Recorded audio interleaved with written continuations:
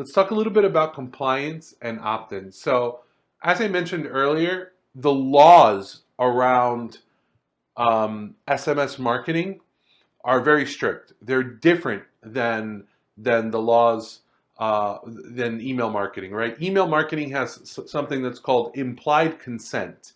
So if I go onto a store and I make a purchase and I enter my email address, even if I don't click the subscribe me to your newsletter box, I give you my email address and I submitted. That means that I now have I've given you implied consent to email me. And those emails, a lot of them may be automated, and some may not be. So, there was a time when email marketing was huge. Open rates were much higher and much more profitable, but because everyone started to send, inboxes became cluttered, and now we're lucky to have a 20% open rate. So the compliance around SMS marketing is very different. And the great thing is that a lot of these platforms, Klaviyo, Postscript, Attentive, all of them, they actually take this compliance very seriously. So Klaviyo, for example, timestamps when a person consented, right? And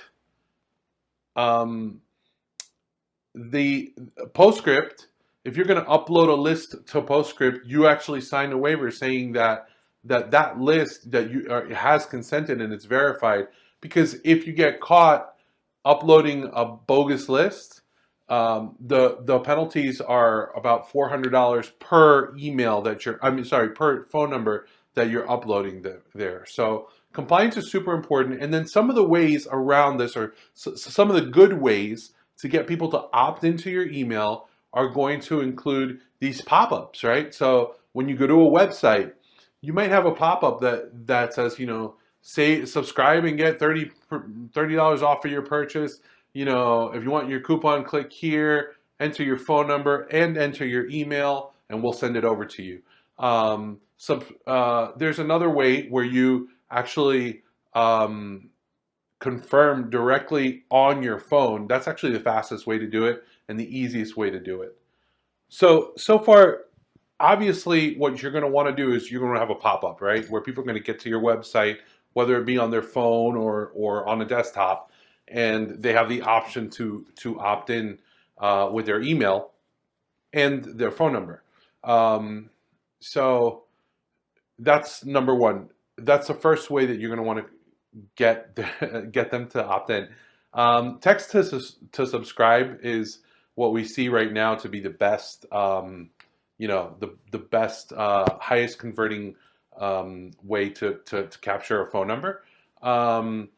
And what you're going to want to do then is, if you're already operating, which I'm sure most of you already are, you have an email list. You're going to want to create a campaign where you're going to let everyone on that email list know about your SMS marketing program, and more often than not, you'll have to make them some type of an offer for them to opt into that.